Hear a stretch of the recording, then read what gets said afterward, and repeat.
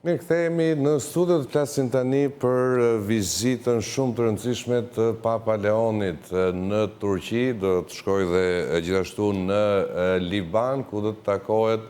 dhe është takuar gjithashtu me udhëheqës të rëndësishëm politik dhe fetar. Papa Leoni takoi presidentin turk Recep Tayyip Erdogan në pritje me të gjitha nderimet shtetërore. Gjithashtu ishte planifikuar një takim me patriarkun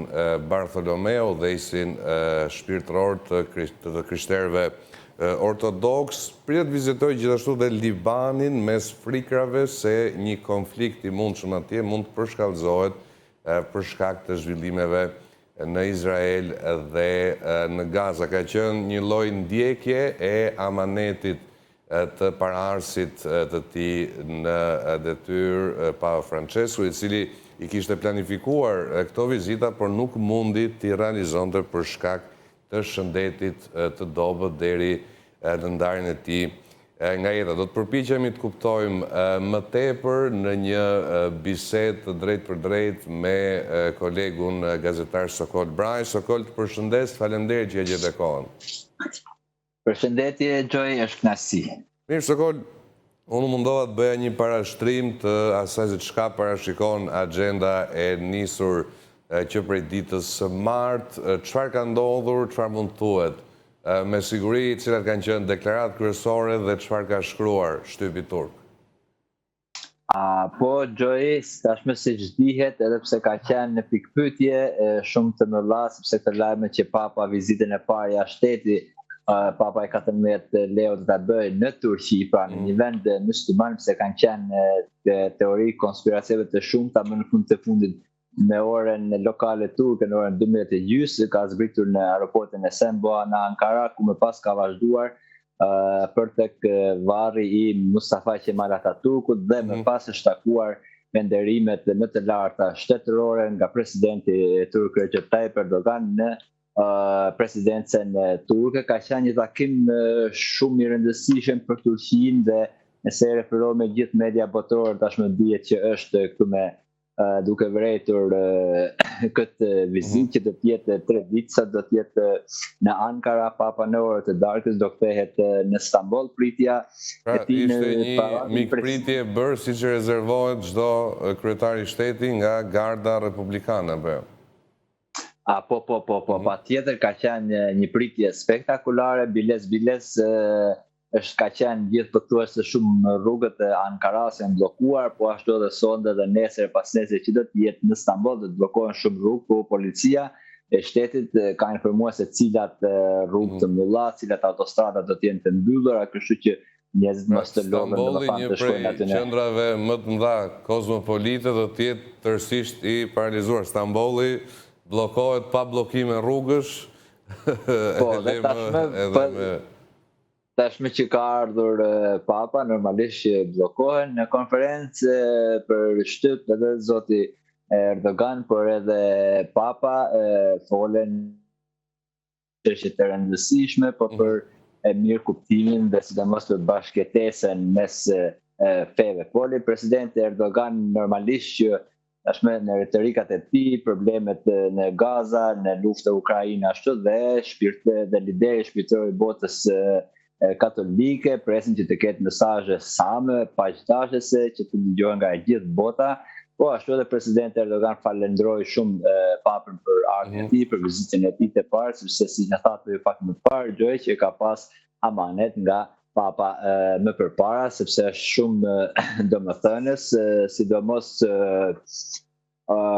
gjetja, domethënë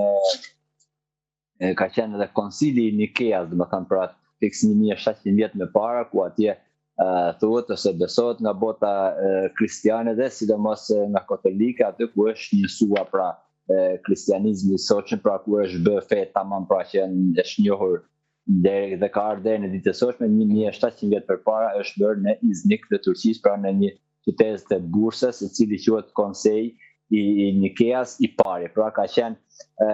është shumë domethënës dhe atje Papa Leo i 14 do të jetë ditën e nesërme atje, ku do të mbajë edhe një mesh për takimi me Bartholomeo do të zhvillohet nesër me këtë logjik apo është zhvilluar? Sepse nuk ka një Me qartësi. fal. Takimi me Bartholomeun, a është parë dhe si një formë uniteti dhe do të mbahet nesër? Po, Gjoj, sot është agenda e papës me zotin Erdogan pra në Ankara, ku se në orët e darkët. Sot në prapritit për 1-2 orë që të kthehet nga Ankaraja të shkojë në Stamboll, sepse Bartolomeos është në Stamboll dhe të gjithë ato që do të ketë takimet në fakt janë në Stamboll, vetëm në Bursa është Nikea, pra të ku është bërë konsili i Nikeas.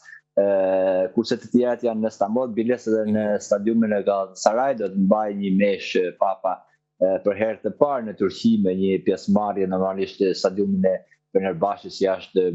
shumë i madh. Edhe aty do të mbajë një mesh përsëri ku do të takohet edhe me Bartolomeun, sepse siç dihet, domethënë konsili i Nikeas është unifikimi i kristianizmit në fakt, por pastaj pas 2 shekujve më vonë dahen ortodoks, dahen protestant dhe vazhdojnë të tjerë, domethënë atë dhe ish papa i parakti dhe ky mendojnë që të ke një unifikim në botën kristiane, pra ndoshta këto janë hapat shumë të rëndësishëm për të gjithë besimtarët kristian, pra të ke një fe të vetme dhe jo të ndryshme me njëra tjetrën. Dhe në mesazhet e tij papa kur foli pranë medias me Erdoganin dha sinjale të tilla me ashtu dhe presidenti turk e falenderoi shumë që këtë mesazhe jepet nga Turqia, e cila ka qenë ndjepi i shumë feve, shumë kulturave, gjuhëve dhe bashkëtesës së kësaj. Kurse takimi do të ketë në Stamboll jo vetëm me Bartolomeun, por ai nga që është zoti Bartolomeu Patriku Bartolomeu, nga që është lider i botës ortodokse, sikur është papa i botës kristiane, ai ka një domethënie shumë të ndryshme ku aty pritet gjojt e flitet edhe lufta mes Rusisë dhe Ukrainës, sepse siç dihet të dy pjesët janë ortodoks dhe tashmë kisha ortodokse autokefale Ukraina si ka shpallë pavarësinë e saj, por normalisht janë të lidhur nga Moska. Gjithsesi takimet e nesër do të jenë shumë domethënëse, vizita zyrtare ka domethënie në vete Gjoj, por normalisht që takimet fytyrë për fytyrë që i thojnë në vizitat tjera hapas dhe pritet që këto vite që ka luftë gjithë kjo zona, ne vizita e parë e papës në Turqi dhe në Liban që do të shkojnë në 30, dhe ati do të ketë 2 ditë takime, pritet që të ketë një dritë ndoshta jeshile, jo, për fakte një dritë pak jeshile për paqe në rajon. Sokol, është thënë që do t'jetë i pranishëm në festimet e një kishe 1700 vjeçare, por kishe madhe, thuhet, në Nikea, si që përmënde dhe ti, por gjithashtu të vizitoj dhe Xhamin Blu në Stamboll. Do t'jetë një akt i mirë, i tolerancës fetare, pra si po komentohet diçka e tillë. Xhami Blu mbetet një ndër atraksionet më të mëdha në Stamboll për milionat turistë që shkelin atje çdo vit, një xhami me rëndësi gjithashtu për besimtarët dhe një monument. Disa thonë që arkitekti ka qenë shqiptar, po të mos i hymë atë debati. Ma morë nga goja, Gjoja tjetë në derë të xhamisë shkruar se kjo xhami është bërë nga arkitekti Arnavut, pra nga arkitekti shqiptar, dhe ne kemi një kënaqësi plot tjetër për çdo lloj feje normalisht, sepse është një kulturë globale. Xhamia atje, po papa do të jetë në xhami, do të vizitojnë Xhamin Blu, në fakt do të vizitojnë Santa Sofia, nëse xhamina e Sofia që është përballë atje, por tash është në një rekonstruksion sa ka filluar, domethënë muaj më parë, dhe ndoshta për shkak të sigurisë nuk do të vizitojnë atë, për transformimin e saj nga një kishë në xhami shkaktoi debate të mëdha në Europë, apo jo? Po, shkaktoi debate të mëdha në Europë dhe në fakt është shumë interesante Gjoj, sepse xhami u hap, domethënë pra ishte në muze që 100 vite, dhe u hap në një kohë kur të gjitha xhamiat ishin mbyllur në pandeminë, nëse të kujtohet, kur njerëzit u faqin në shtëpi dhe jo nëpër xhamia. Që janë gjeste politike, sepse ne Zotin nuk mund ta fusim në një xhami apo në një kishë. Zoti është mbi të gjitha, është më i madh se sa të gjitha, këto janë njerëzore dhe çdo kishë dhe çdo amik ka rolin e vet politik, qoftë në shoqërinë e tij apo në vende domethënë geostrategjike, por edhe teostrategjike, sepse siç dihet shumë luftra që bëhen tashmë edhe për rreth neve, ja vjen emrin e Zotit, pra secili për Zotin, por duhet kuptuar pak më ndryshe dhe ardha e Papës dhe vizita e Papës domethënë në xhamin blu, po ashtu edhe në